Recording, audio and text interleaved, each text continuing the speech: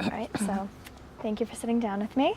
You're welcome. So you're from Haiti, and you moved here when you were about 14 years old. And what made you decide to come to Quinnipiac for school? Well, when I moved here, I went to high school, and my coach, he was like, "You have long legs, you should do track." And I was like, "Nah, I don't run. Even if you pay me, I wouldn't run." So he ended up convincing me, so I started running, and then he was impressed, and then he was just like, "If you work hard enough in this, you can get a scholarship to go to college." And I was just like, "Oh, really? That's another opportunity." And that's something I wouldn't have gotten otherwise. I'd have been in a lot of loans and stuff like that.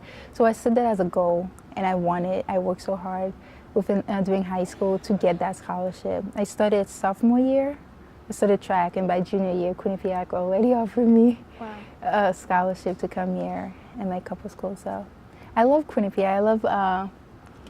I choose it because it was so beautiful. Yeah, and the girls that I had, as an athlete, you come for visits.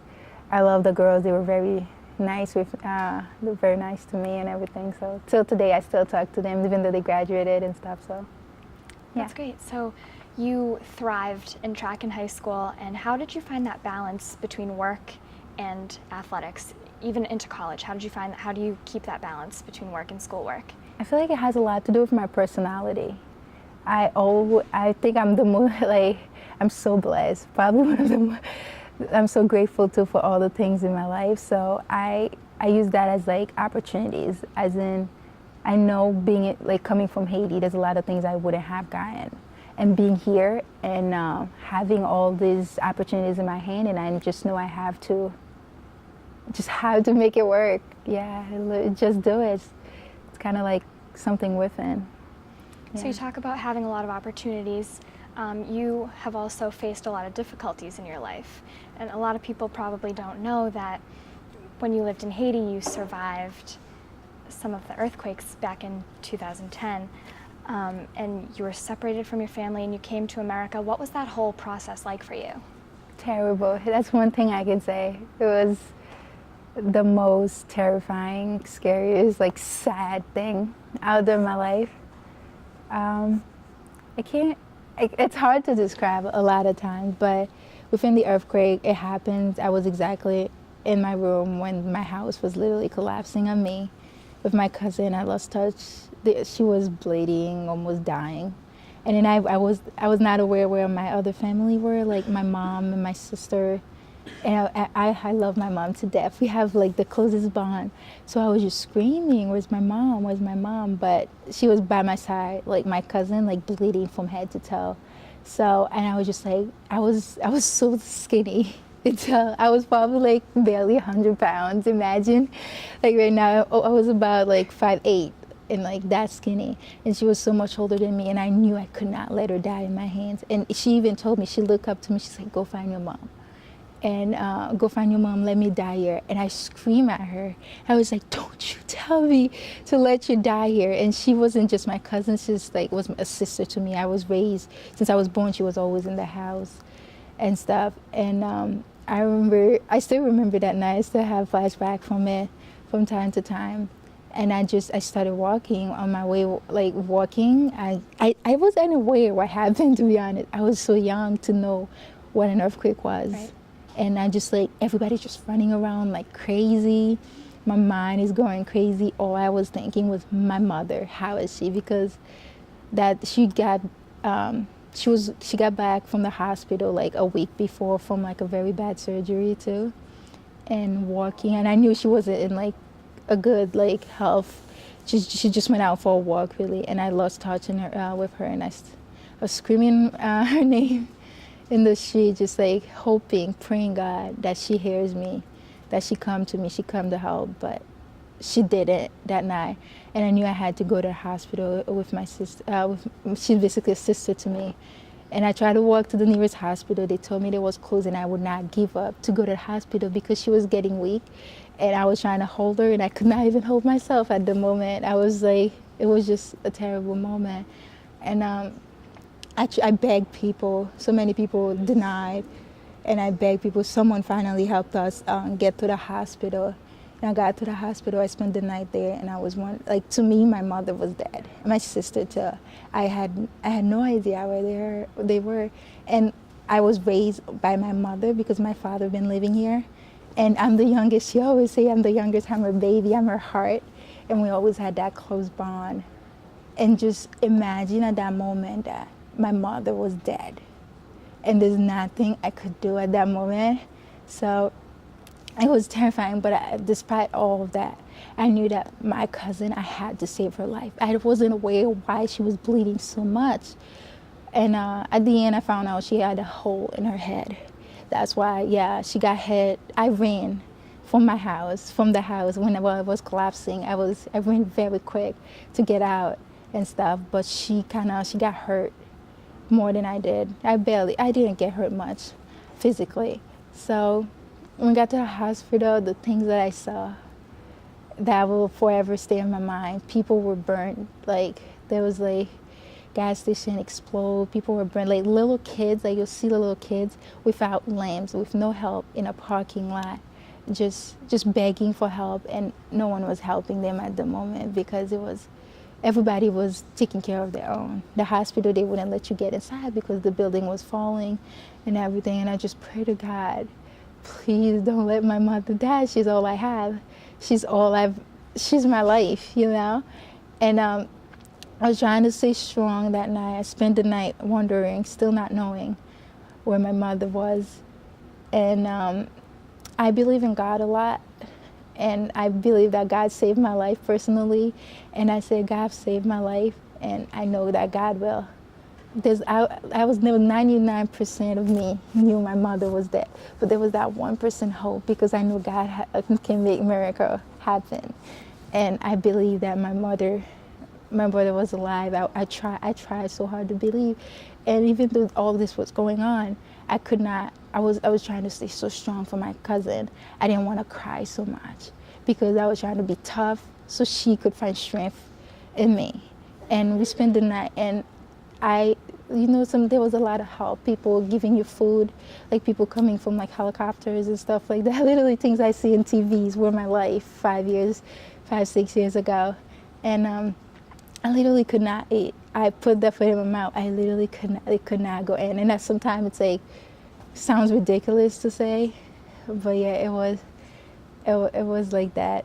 And it was a moment that changed my life forever. I'm forever grateful to be here, to be alive, really, because my mother, when I reunited with her and my sister, they told me they spent the whole night looking through dead bodies, trying to find my body because they wanted my body, because everybody knew the way my house collapsed, that they knew that I was dead. And they were looking to find my dead body. And I just couldn't imagine what she was going through, like trying to find my body and knowing that she's dead also.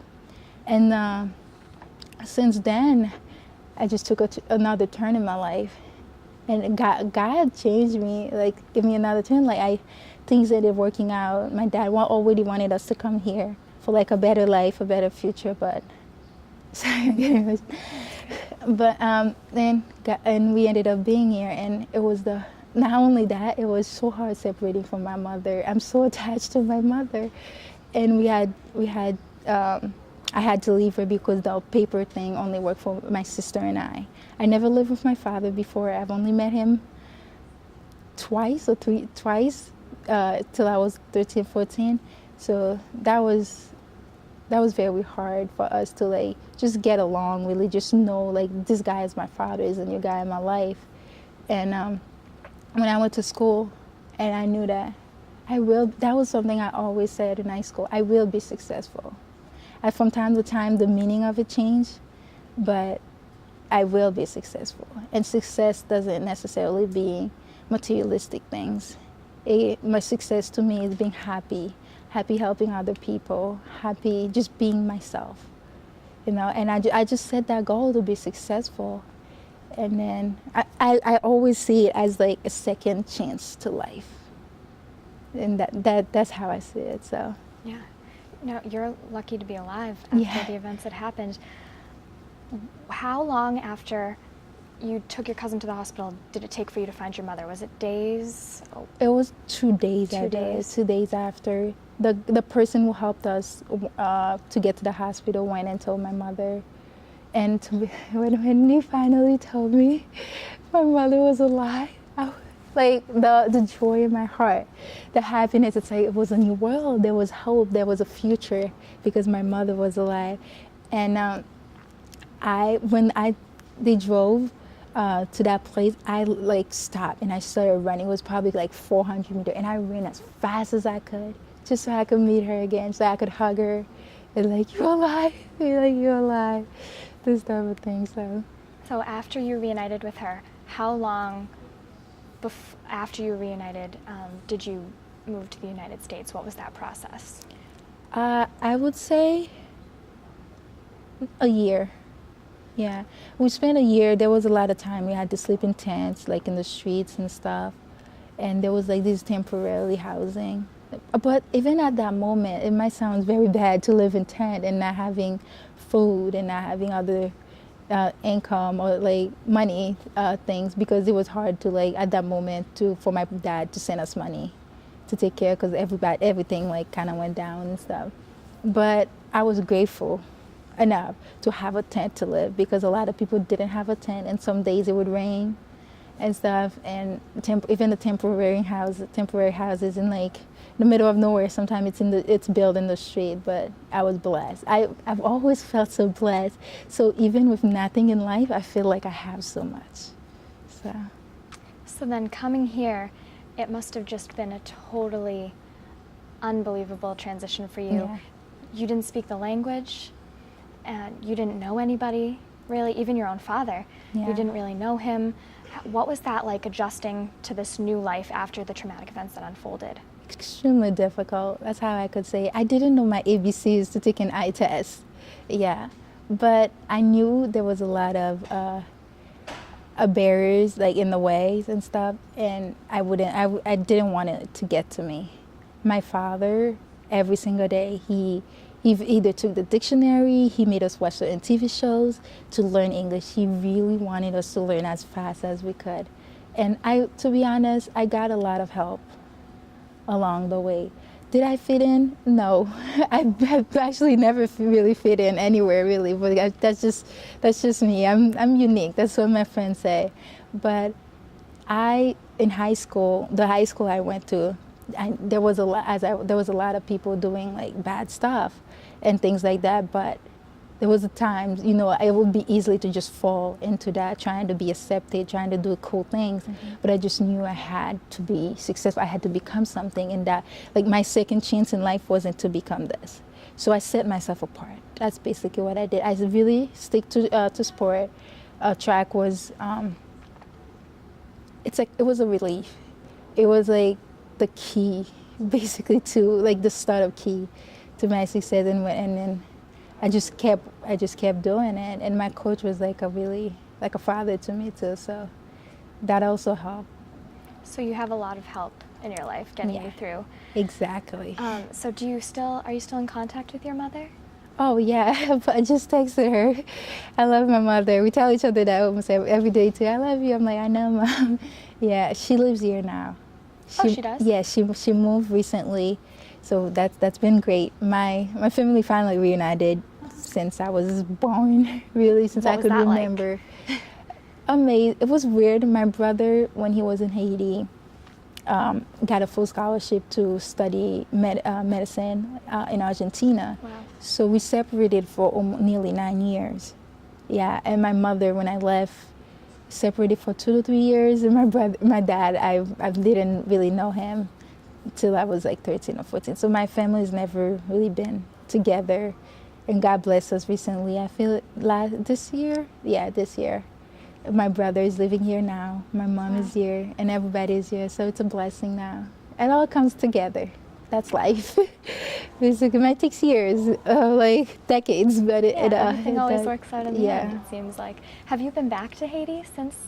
I haven't. I didn't want to. Now, I know I should. I didn't want to, because a lot of times I don't even want to talk to my family. People ask me why. It's just that I know what they going through. because a lot of my family, like not to like say, but like in a bad way, but the poor, you know, in Haiti, the way it is and stuff like that. But I just feel like I should be able to help them. And I feel like I'm not able to help them right now, so I don't want to go see them and just watch them and that. And a lot of the time I talk to them, I just cry. And that also makes me feel so grateful, because I know I have family members who wake up today and they can't eat. And sometimes I get food and I don't even eat it just because I don't like it, you know?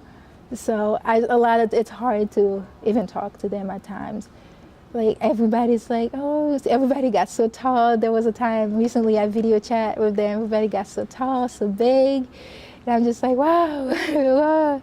But I have to go. I'm going this summer. My grandmother, before I left, she told me, don't let me die and not come see me again. And I said, I promise, I'll come see you. She's been very, very sick lately. So I have to go. I have to keep my promise. So I have to go see her. You could say or send a message to all of your family back in Haiti. What's one thing that you would say to them? If I could say, have faith and hope.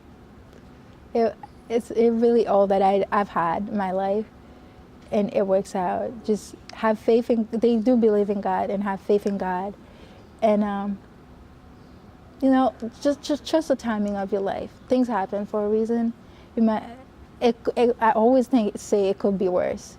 Even when I was going through the earthquake moment when we didn't have a home, and I said it could be worse. And that would be a lesson to send to them, because they don't, right now, like when I talk to them, all they think that is like, all they think about is money, having more and more. And being in a country where I've seen a lot of people who have money, it's not all about that. Sometimes like the happiness, the community that they have is a great thing too. So just hope, really. That's all I could say. So with your attitude and you overcoming all of these struggles that you faced in your life, I feel like you will be very successful. Where do you see yourself in 5 years? Oh, Lord. Where do I see myself? First of all, I see myself being happy, being myself. I'm a marketing major. I'm getting an MBA, so I can see myself within 5 years just working at a firm, saving up to open my own business. I want to open a nonprofit organization to help like a charity to like go to other countries and help other people. Because if I didn't get help, even that day at the earthquake, I would not be here right now. And I can't, it breaks my heart to pieces just see someone suffering. And to live your life and not help them, it just doesn't make sense personally to me. So I want to do something like that, and I want to work in my field, in my career, and save money and open that, and just travel the world, just make my day, just help someone. That's the greatest thing I personally can do, especially kids and stuff like that. The future is so bright for so many of them, but even my own cousins, they don't have the opportunity. So that's where I could see it. So moving here was somewhat of a blessing in disguise for you, because you've been given all these opportunities and you are able to pursue your dreams. At the time that you were moving here, did you have any second thoughts about coming here, or were you angry or upset that you had to come here? Yes. Mm-hmm. I was mad at the world again for separating me with my mom. But at the same time, I knew it was going to be a big opportunity for my life, for my whole family. But I just didn't want to leave home. Home is home. My mom is my home, and I didn't want to leave her. And so, what advice would you have for anyone who's going through a tough time? Any of your classmates, teammates? Mm-hmm. How do you keep yourself and other people in a positive mindset? One thing I've actually truly learned this year, because I used to stress about a lot of things. Oh my God, it's gonna be the end of the world.